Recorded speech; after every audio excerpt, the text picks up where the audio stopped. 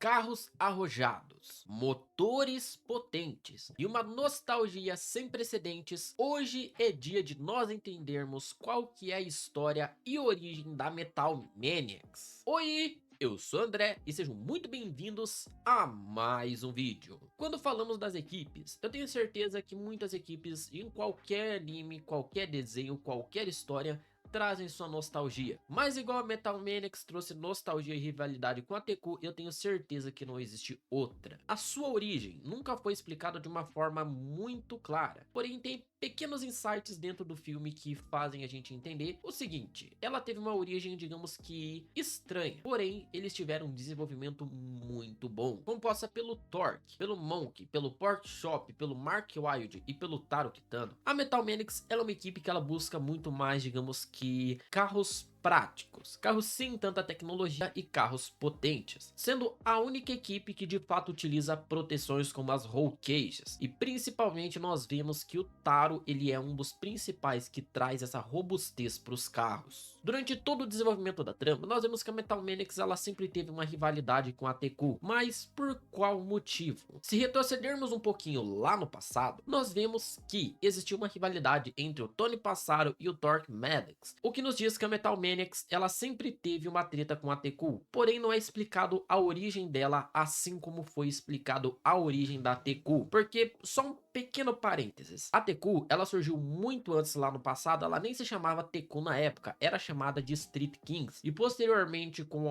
os aperfeiçoamentos do Tony e principalmente dos outros pilotos, a equipe passou a se chamar Tecu, coisa que na Metal Manix nós não tivemos uma precisão de ser falado, foi começada por conta disso. Porém, uma coisa notória que nos dá uma boa base para continuar é que todo piloto da Metal Manix tem um certo ódio da Tecu, principalmente pelos pilotos da Tecu serem muito arrogantes, serem pilotos cheios de si. Eu tenho certeza que não é um ódio bobo a qual é cobrado, e sim uma coisa que é justificável. Por essa questão do ódio à Tecu, o Torque ele fundou a Metal Manix, principalmente pela sua rivalidade massiva contra o Tony Passaro. Com isso, outros pilotos entraram com ele logo no começo, sendo eles o Porkchop e o Monkey. Mas André, o Taro, o Mark, não, estamos falando de origem. E quando falamos de origem também são três: o Torque, o Monkey e o Porkchop, que são os três únicos que não é, digamos que, abordado em Via 35. Nos é abordado o Mark Wilde em Via 35, também nos é abordado o Taro Kitano em Via 35, então eles são posteriores à criação da Metal Maniacs. Com o desenvolvimento da trama, nós vemos que eles têm carros muito potentes, carros muito resistentes e também principalmente carros com motores mais,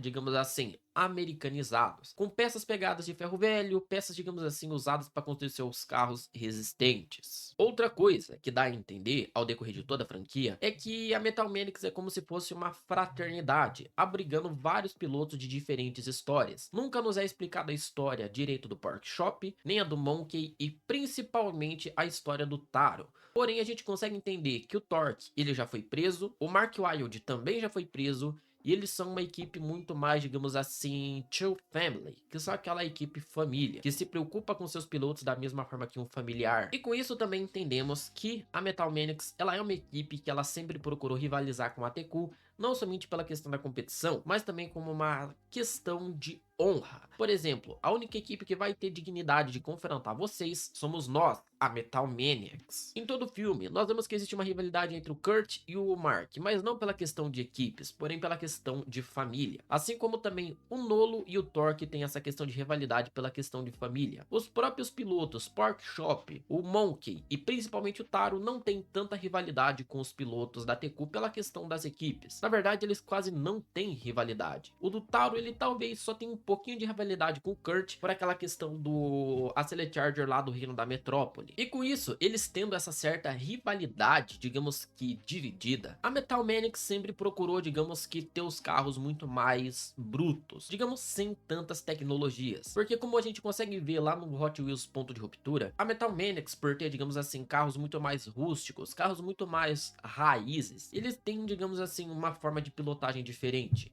Uma forma de pilotagem que depende somente do braço e do conhecimento, não tanto de tecnologia como os pilotos da TQ. Uma prova disso é quando lá no filme Ponto de Ruptura, o Torque, o Taro e vários outros pilotos da Metal Manix que estão no reino lá, eles decidem utilizar os pneus off-road, porque realmente eles precisam daquilo para poder sobreviver. E o Mark Wilde, pela questão de não obedecer às ordens do Torque, querendo se consagrar o novo líder, ele continua nos slicks e ele acaba perdendo seu carro. O Torque, não sendo burro, ele continua nos pneus off-road até completar o reino. Isso nos remete a um pequeno pensamento, aonde que nós temos uma base do código de ética da Metal Maniacs, uma vez a qual é explicado que todos eles são família, todos eles são soldados, é um por todos e todos por um. Nós também vemos que o Monk, ele é o mecânico da galera, porém ele não é um cara, digamos assim, arrogante. O Taro também não é. O Torque, digamos assim, ele tem ali aquele senso de rivalidade. Porém, com o decorrer do desenvolvimento, a gente vê que eles vão, digamos assim, sendo muito mais humanizados. Digamos que se nivelando ao mesmo nível da TQ. E com o desenvolvimento final, nós vemos que a TQ e a Metal Manix, eles se tornam uma nova equipe. Como o final de Hot Wheels Accelerator deixou muito aberto, temos algumas teorias do que pode ser que tenha acontecido. Dessa vez é uma teoria que junta Hot Wheels Accelerators com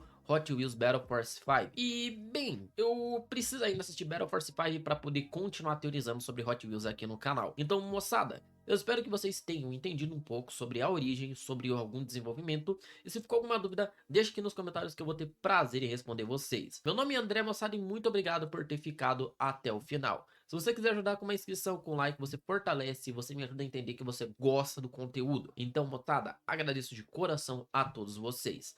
Muito obrigado, valeu, fiquem bem!